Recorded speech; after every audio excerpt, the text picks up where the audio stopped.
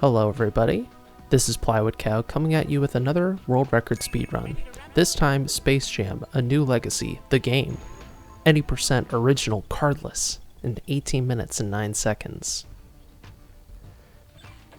If you watched my previous Space Jam speedrun, you will have noticed that we used special abilities called cards throughout the run by pressing the Y button.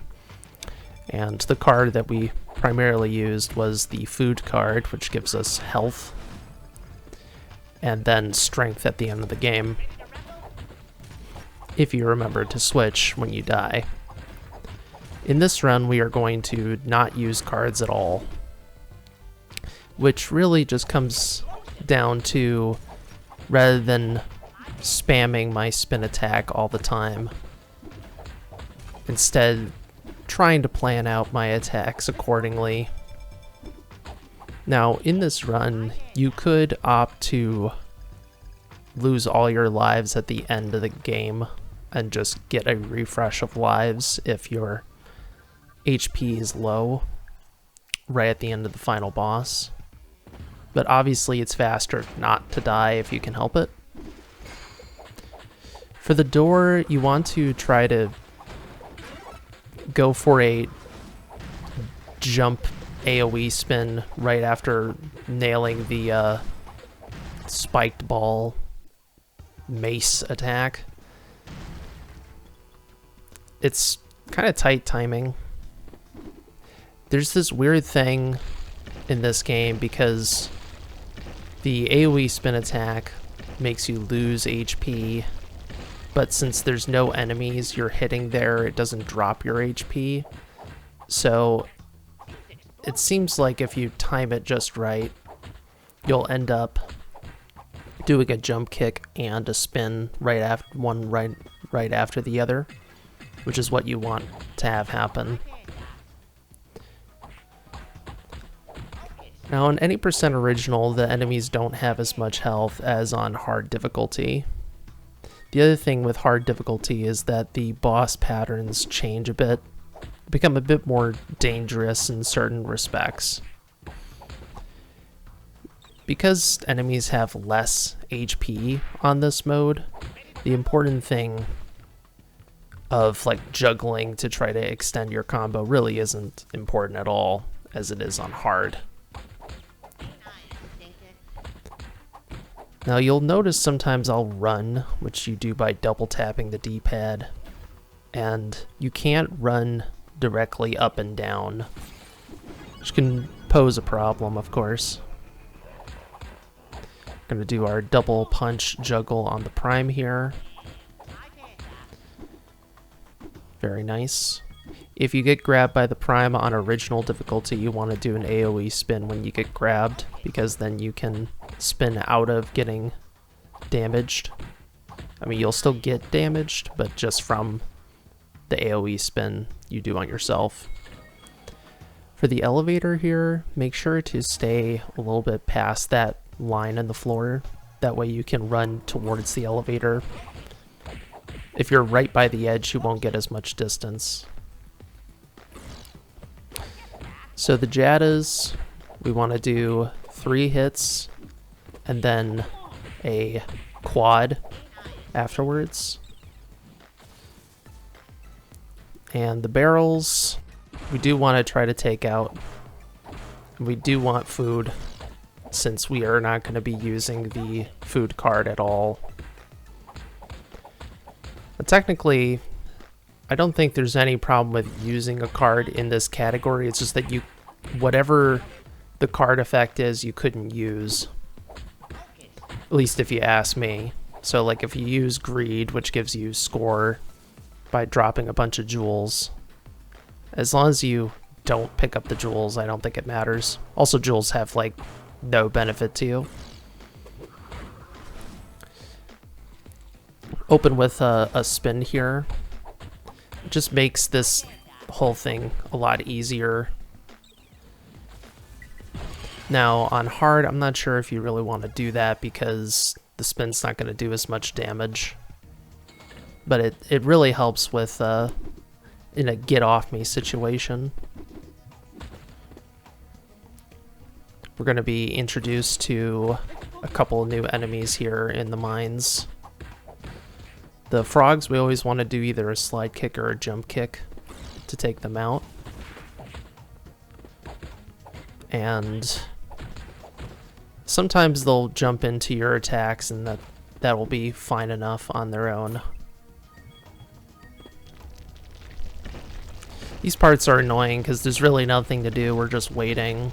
There's no clear way to speed this up, unfortunately. And then these enemies, the buckets, their hitboxes are really weird. So in my experience, the best thing to do is to just juggle with single punches to keep them in place. That guarantees they're not going to move anywhere. Get the food here. Make sure not to... If you run forward after throwing that ball, you will absolutely get blown up by the mines. Now the second wave on this one, you want to wait a moment and then knock it not so deep. If the ball falls into the doorway, it's not going to hurt as much as if you threw it outside of the doorway, at least in my basic testing of this area. And important as well to stay near this doorway to cut forward into the next area.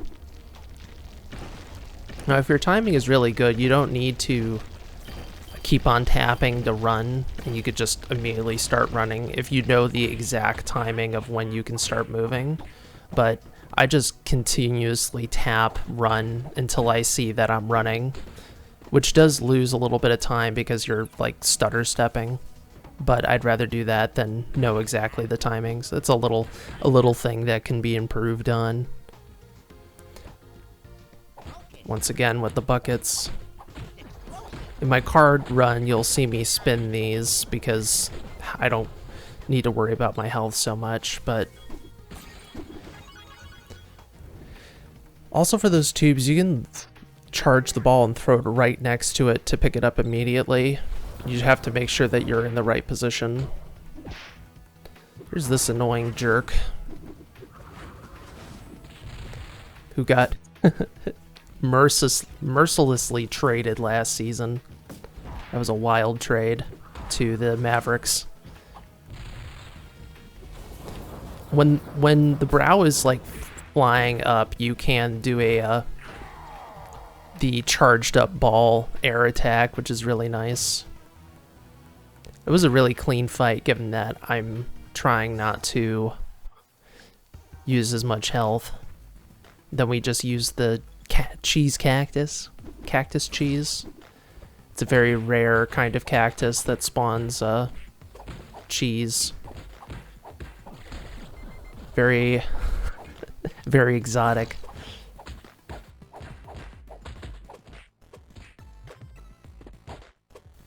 So it's always a good idea that if you feel like you're about to get surrounded, just jump out of the way and try to corral all the enemies together.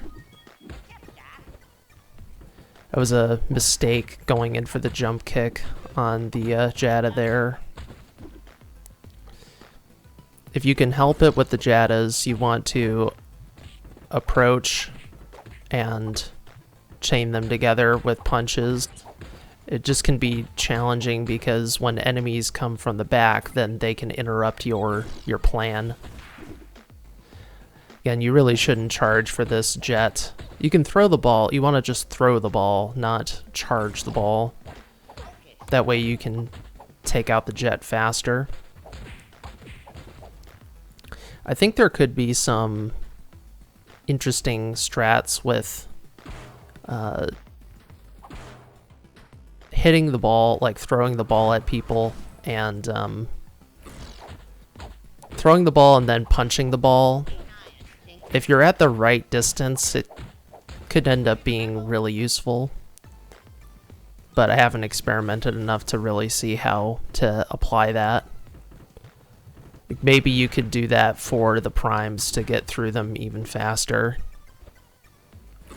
with the proper approach. So the barrels back there, that was a mistake. I was not positioned correctly, and so I did not get the quick clear of the barrels. The thing is that this category has had 2 people run it, and this is a few minute improvement, so these mistakes don't really matter that much, but obviously this whole thing can be further improved. Get all the useless points. If you want to get the 999,999 achievement in this game, the best thing to do, aside from farming points throughout the run, is to clear points in the next level. I'll point it out. White Mamba. Sometimes this boss really isn't that big of a deal. You want to try to interrupt White Mamba's attacks when White Mamba goes to the center. It was unfortunate that I missed my ball shot. Lost a few seconds there. But still at 2 lives, which is really what you want to see coming into the final level here. The final normal scrolling level, that is. And we just get ourselves some eggs. Get some life in ourselves. And back to juggling nulls. It's very simple. Now those, are those sandwiches or are those pastries? I really can't tell. There's just like the pink filling in the middle, but that could be like frosting, or it could be like meat. I really am not sure. If anyone has any insights, please let me know. These are the big unresolved questions about this game.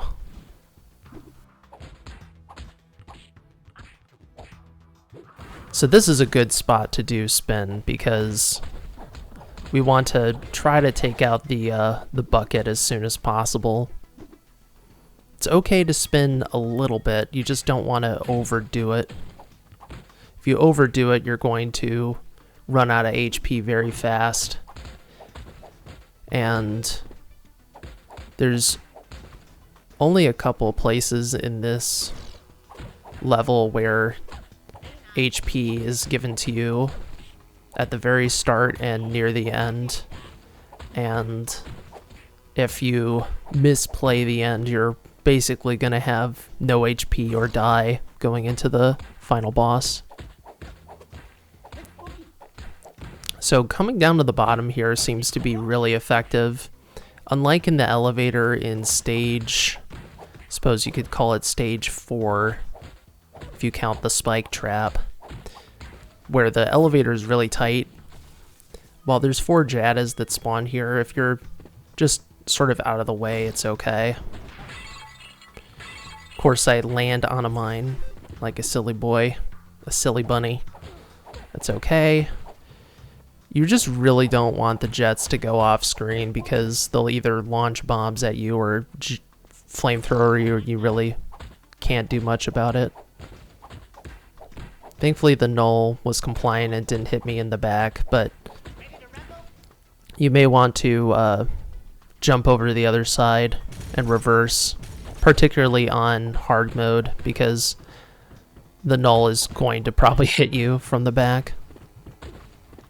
Again, going for the jump kicks. Sadly, I fell into a mine. What are you gonna do? Nice triple kick on those frogs. Get out of here. Another mine hit. My trap game this run was not good. So rather than spinning like I did on my card run, we're going to try to combo these fools. Again, you want to clear out the bottom floor people first, not the people coming from the elevator. And then going for some spins. This is where you want to farm points if you want to get 999,999 points. You just kite the enemies around and just farm off them. And you just need to get to, I think it's 875,000 at that point, and then you'll definitely get enough points by the end of the game, because the final boss gives you, I think, 125,000. So that's how you do that.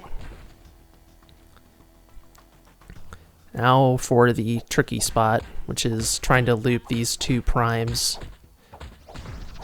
Try to get them on stage a little bit, and then start punching them. Didn't quite get it right, but close enough. And that's the final standard stage. Definitely the hardest stage, I would say. Especially that double prime fight at the end can be pretty scary if you screw up your juggles. So I have enough HP that it's justifiable to just try and do your best here with fighting through algae rhythms nonsense. If you're at 0 lives at this point and you're doing this run, just take a death at the start, and then you can respawn with 2 lives. Trying to get through this whole boss and then dying at the end is pretty annoying, so it's better just to take the time loss there if you need to.